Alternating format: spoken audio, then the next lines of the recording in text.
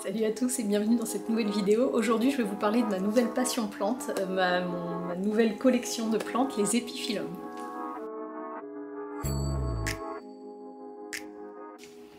Vous le voyez, ce regard vif? Ça, c'est le regard de la plante addict qui a découvert une nouvelle collection de plantes possibles et qui est complètement dingo. Alors, si vous avez vu ma vidéo de la semaine dernière, donc le haul des plantes d'extérieur, si vous ne l'avez pas vu, je vous remettrai une petite fiche parce que c'est de là que ça part. Je vous ai expliqué que j'avais découvert les épiphyllums, ces plantes retombantes qui font des fleurs énormes, magnifiques. Et forcément, ça me parle. Si vous êtes sur la chaîne depuis un moment, vous le savez. Moi, les plantes fleuries, c'est ce qui me plaît le plus. Mes premiers amours, c'était les orchidées. Mes premières plantes, ça a été les orchidées. J'ai une grosse collection de Hoya et maintenant je découvre ça. C'était fait pour moi. Voilà, moi ce qui me plaît le plus, j'adore les plantes vertes. J'en ai beaucoup, les plantes d'intérieur, plantes tropicales, les aroïdes. Mais ça me fera jamais autant vibrer qu'une plante qui a la possibilité de fleurir, parce qu'il y a un côté challenge, ça me donne envie de collectionner, on dirait les plantes vertes aussi, mais ce côté, c'est un peu comme les Pokémon, vous voyez. Il y en a plein de fleurs possibles et différentes, et j'ai envie de toutes les avoir. C'est le cas avec les orchidées, c'est le cas avec les Hoya, et maintenant les épiphyllums. Donc voilà, j'ai découvert ces plantes, et puis ça y est, on est foutu, je suis tombée dedans. Donc là, je vais vous montrer, alors je vais pas du tout vous faire une vidéo de conseils d'entretien sur les épiphyllums parce que moi je suis pas... Alors je me suis renseignée hein, évidemment avant d'acquérir ces plantes là, j'ai lu beaucoup. D'ailleurs j'en profite pour faire un bisou à Karen de la chaîne et du compte Instagram Vie de Plantes. Si vous voulez des infos sur les épiphyllums, je vous invite à aller voir sur sa chaîne parce qu'elle en a déjà quelques-uns et elle a de l'expérience. Donc elle m'a donné aussi des informations, j'ai lu, je me suis renseignée auprès de passionnés. J'ai rencontré hier une collectionneuse mais vraiment passionnée d'épiphyllums qui a une centaine de variétés, c'était de la folie, je vais vous mettre des vidéos. Je vais vous mettre ça tout de suite.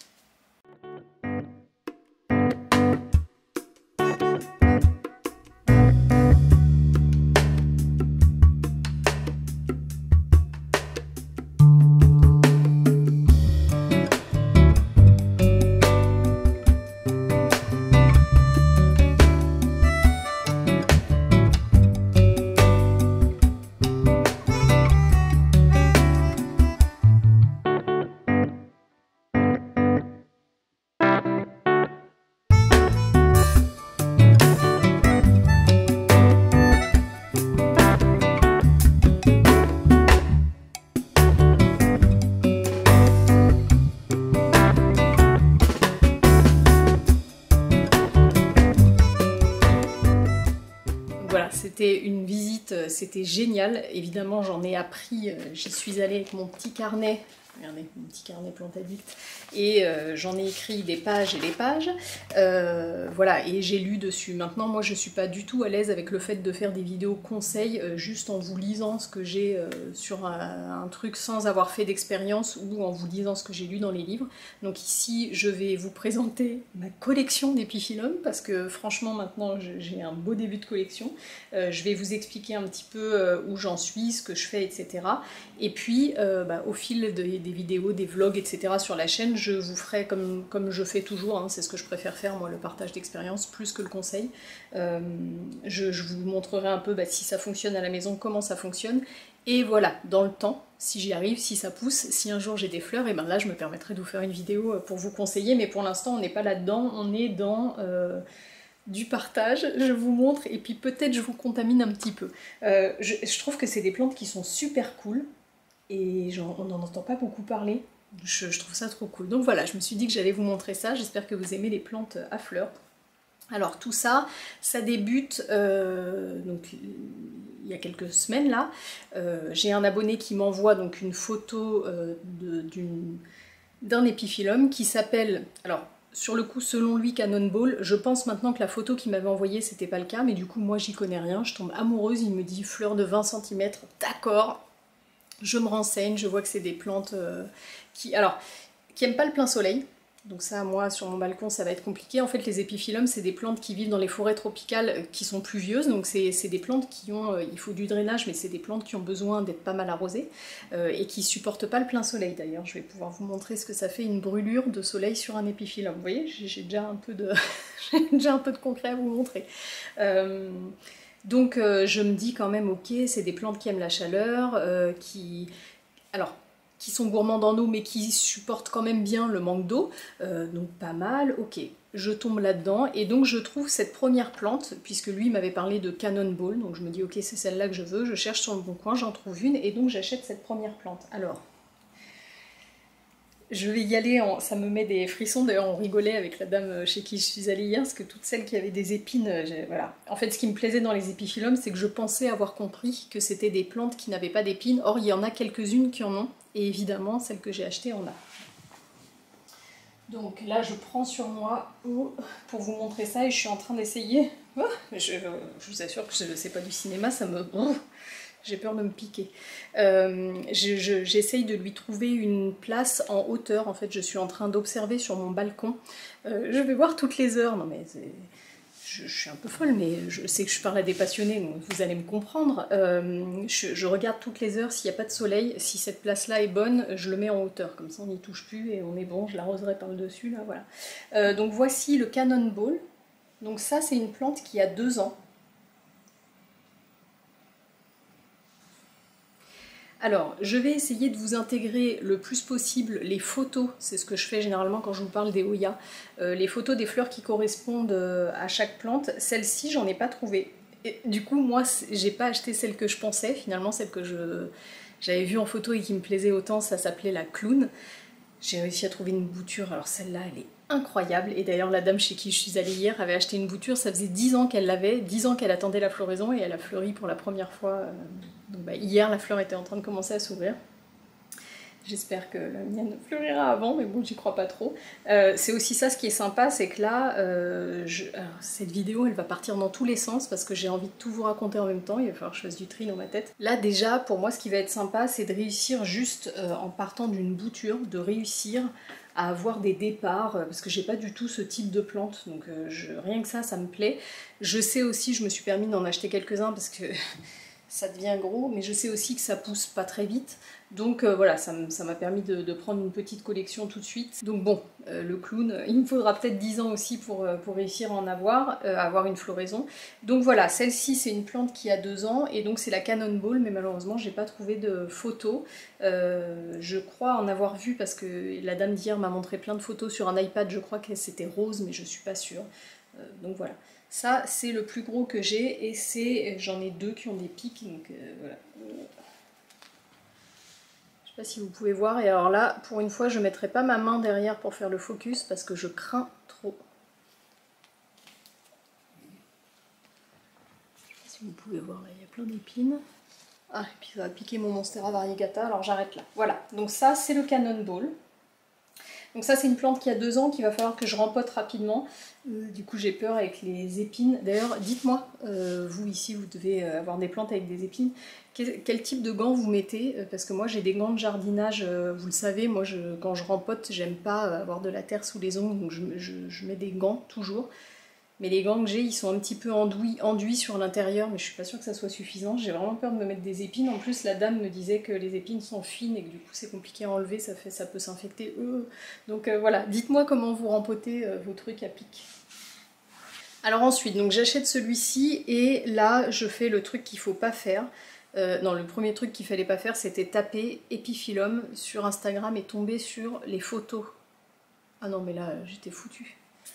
Quand j'ai fait ça, j'étais foutue. Donc après, je vais sur Le Bon Coin, et là, je trouve des boutures. Alors en plus, les prix, c'est beaucoup plus raisonnable que les plantes d'intérieur. Alors moi, vous le savez, les plantes hyper chères et tout ça, je fais pas. Mais c'est hyper raisonnable. Les boutures, je les ai payées 8 €. Donc sur Le Bon Coin, j'ai trouvé des boutures à 8 €. C'était hyper intéressant, donc j'en ai pris 3. Le clown, le abricot et le sunland. Donc je vous ai filmé quand je les ai déballés. Ça m'a été envoyé, donc voilà, en fait ça a été coupé, ça m'a été envoyé directement, c'est arrivé sans problème. Donc là, ce qu'il faut faire, ce qui m'a été conseillé, c'est à partir du moment où on coupe, il faut attendre 15 jours en fait que la cale se fasse bien. Donc là j'en ai encore quelques-uns qui sont que j'ai pas pu planter hier, donc je peux vous montrer. En fait ici, voilà, il faut attendre que la cale se fasse, voilà, une quinzaine de jours avant de planter directement dans le mélange. Alors le substrat, encore une fois, je vais vous dire ce qui m'a été conseillé, puisque moi aujourd'hui j'ai pas de recul, mais bon, vu la taille des plantes de la dame, j'ai pas trop de doutes. Donc elle m'expliquait que ce qu'elle conseille, c'est, enfin ce qu'elle fait, c'est un tiers de bon terreau, un tiers de terre de bruyère et un tiers de drainage. Elle fait un mélange de perlite vermiculite, donc moi c'est ce que j'ai fait pour tous mes pots. J'ai fait terreau, un tiers terre de bruyère et un tiers perlite vermiculite. Mais dans les autres personnes à qui j'ai demandé, donc d'autres vendeurs, Karen, du compte Vie de Plantes, etc., ça se retrouve un peu toujours, c'est toujours terreau plus terre de bruyère, soit terre pour cactés et terre de bruyère, soit terreau classique et terre de bruyère, et du drainage. Alors en fonction des uns et des autres, c'est du gravier, vous savez le gros sable de rivière, c'est de la pouzzolane ou du pin. J'ai entendu un peu différentes choses et j'ai aussi lu tout un truc sur les épiphyllums où il parlait d'un mélange de pin et de pouzzolane, je crois, si je dis pas de bêtises. Mais voilà, il y a toujours au moins un tiers de drainage. Et donc voilà, une fois que c'est bien sec, on plante et puis à partir de là, on peut arroser. Donc là, j'ai pris 3 boutures sur le Bon Coin. Le clown, du coup, le fameux que je voulais... en fait, qui était le premier que je voulais finalement. Donc, vous voyez, j'ai planté ça hier. Alors j'ai lu qu'il était bon de les planter proches du bord du pot. Donc j'ai appliqué ça, on verra. Je vous ferai un retour pour vous dire si c'était une bonne chose, si ça a raciné ou pas. En fait, je vais rapidement savoir, enfin, je sais pas si ça va se faire rapidement, mais quand ça va raciner, il va y avoir rapidement des nouvelles pousses. Donc au moins, je saurai. Moi, j'ai choisi de ne pas les mettre dans des pots transparents parce que c'est dehors et que ces pots-là étaient plus gros. Donc ça va être bien comme ça. Donc le clown. Alors, abricot, je ne sais pas si c'est le vrai nom ou si c'est par rapport à la couleur. Voilà, ce qui était chouette, c'est que le monsieur sur les boutures m'avait noté... Alors ça, le nom sur les boutures, j'ai l'impression que tout le monde fait ça, depuis que je m'intéresse à ce monde des épiphyllums, je vois ça partout. Lui, il m'avait mis une flèche avec dans quel sens le planter. C'était une bonne idée quand on ne connaît pas du tout. Donc voilà, l'abricot. Et... alors après j'en ai trouvé un qui était, j'en ai pris un troisième qui était super beau qui s'appelle le Sunland. Mais alors le Sunland il n'a pas aimé le sun, vous voyez. Alors là c'est la catastrophe. Donc voilà ce que ça donne, un épiphyllum en plein soleil. Et là Karen, la dame d'hier, si elle regarde cette vidéo, et tous les passionnés d'épiphyllum s'arrachent les cheveux et me détestent, je me déteste aussi.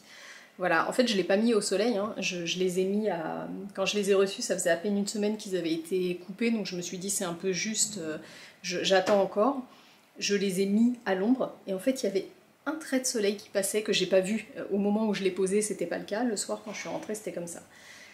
Voilà, donc là autant vous dire que celui-là, je pense que ça ne sert même à rien de l'avoir planté, mais bon, je tente. Le problème c'est que toute la partie du milieu est morte et brûlée. Enfin bon voilà, moi à mon avis celui-là il va pas faire partie de la collection longtemps, mais j'en aurai un souvenir ici, moi je le reprendrai si c'est le cas. Voilà, et puis donc hier, donc voilà, j'avais ces trois là, j'avais acheté le Cannonball et j'avais donc le Pumilum que je vous ai montré dans la vidéo de la semaine dernière, le grand là que mon mari a choisi. Et donc hier je vais chez cette dame, c'était, mais vraiment c'était magnifique, j'en ai pris plein les yeux. Et donc là, je lui ai racheté une plante. Donc ça, c'est la Praecox qui fait des jolies fleurs rose clair, magnifiques. Hop. Donc là, en fait, il y a deux boutures. Une ici qui a donné ça, et puis une là qui est partie, là, qui s'est ramifiée partout. Alors, comme elle est très longue, elle l'a attachée. Normalement, les épiphyllums, ça retombe, à part quelques espèces qui grimpent, mais il n'y en a pas beaucoup d'après ce qu'elle m'a expliqué. Celle-ci, c'est parce que comme c'était très long, elle avait peur que ça se casse. Moi, là, je suis tentée de couper ici ou là pour...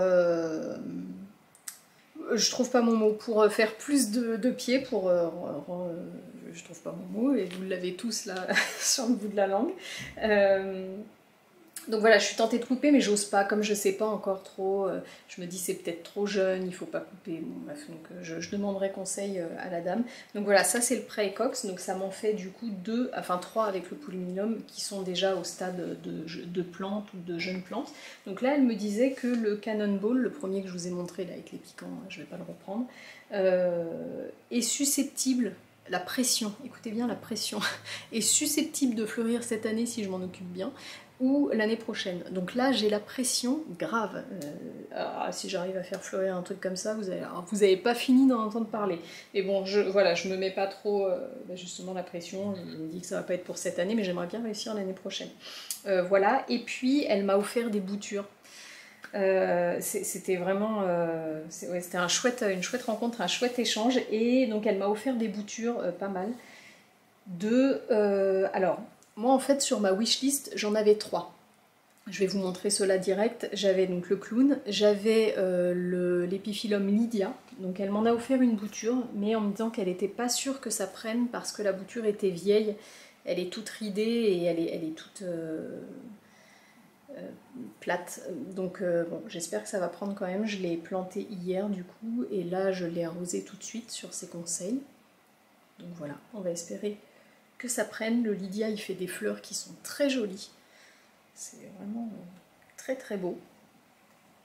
Et ensuite, elle m'a offert des boutures de... Alors attendez, elle m'a mis le nom dessus. Et celui-là, je fais attention parce que celui-là, il a aussi des pics. Là, à la naissance des feuilles, là. Donc, je fais attention. Je cherche le nom, je crois que c'est Antonianus. Alors, c'est un... Voilà, c'est ça, Antonianus. Mais ça, en fait, c'est pas un épiphyllum, c'est un Selenicereus. Antonianus. Alors, ça ressemble un peu au cactus zigzag, qui s'appelle le cactus angulier, je crois, si je dis pas de bêtises. Regardez. Mais, en fait, c'est plus...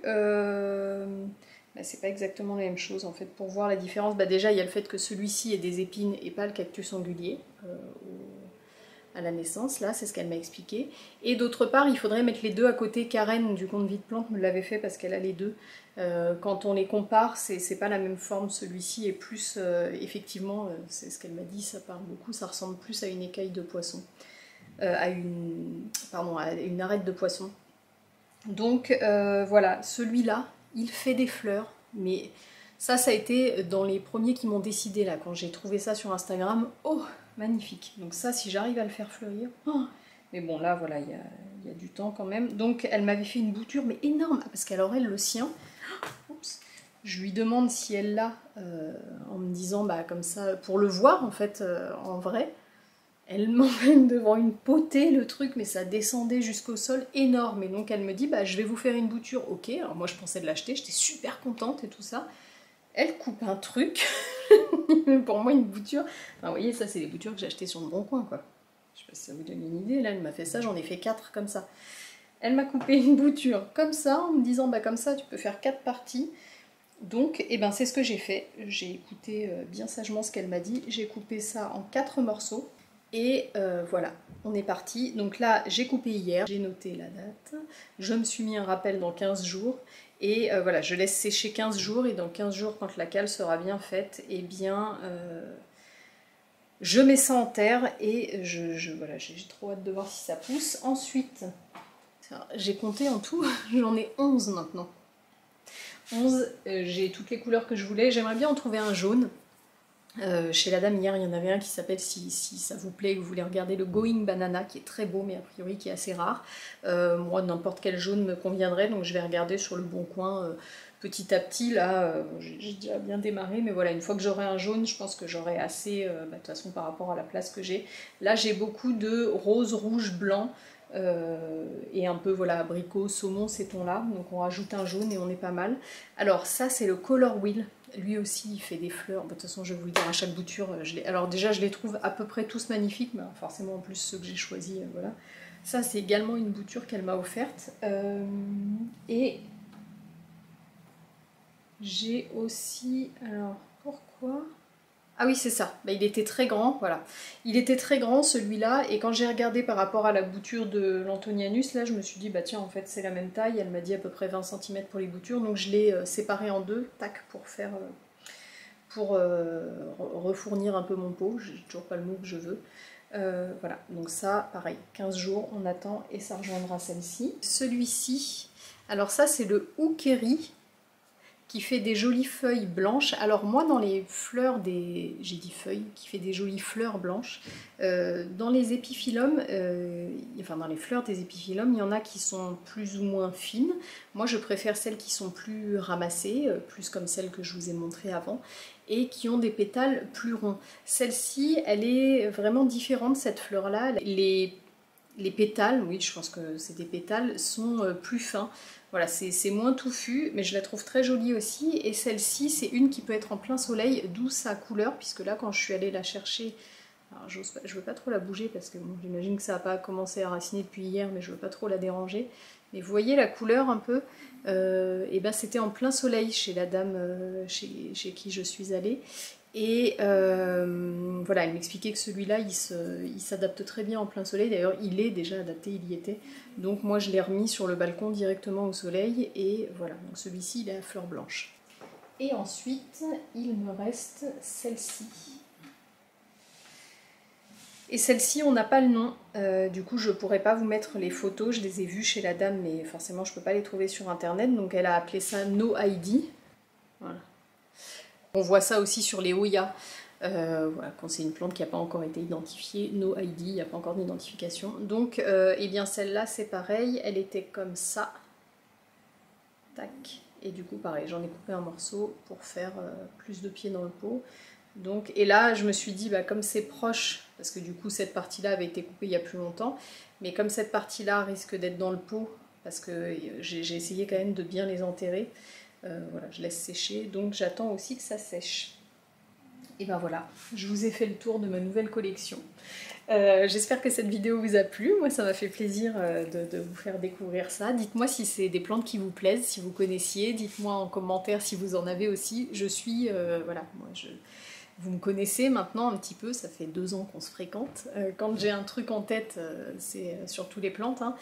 Là c'est vraiment un regain de ce côté découverte que j'avais au début. Maintenant, au début en fait c'était la folie parce que je découvrais plein de plantes, j'avais plein de place, je pouvais, voilà, en fait c'est les sous qui manquaient pour suivre. Maintenant j'ai plus de place, donc de toute manière, enfin je continue à acheter des plantes, mais pas trop, j'ai pas trop de place, voilà, c'est pas souvent, ça doit être petit, et là c'est tout nouveau et j'ai le truc du début, en fait j'ai envie de lire et parler d'épiphyllum tout le temps. Donc voilà, n'hésitez pas, si vous connaissez un peu ces plantes là et que vous en avez, à me dire en commentaire ce que vous avez. J'espère que cette vidéo vous a plu. Alors je vous dis rendez-vous dans 15 jours, puisque là c'est les vacances scolaires, je vous tourne cette vidéo là 2 jours avant de vous la poster. J'ai pas eu le temps d'en tourner d'avance et je vais privilégier le temps avec ma fille, voilà, c'est prioritaire pour moi. Donc j'aurai pas le temps de tourner une vidéo la semaine prochaine, en plus j'ai une copine qui vient en vacances, ça va être trop chouette, donc je vais profiter de la vraie vie. Et puis je vous retrouve sur YouTube, donc pas dimanche prochain, mais dimanche d'après. Je vous souhaite à tous une excellente semaine, de bonnes vacances pour ceux qui sont en vacances, bon courage pour les autres, et puis on se dit rendez-vous très bientôt.